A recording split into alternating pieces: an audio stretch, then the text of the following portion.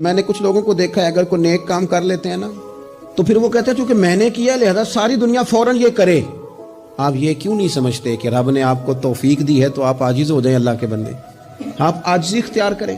وہ کہتے ہیں چونکہ میں کرتا ہوں لہذا میں اب اتنا بڑا آدمی ہوں تو فلانے بندے تو ٹھیک ہی نہیں.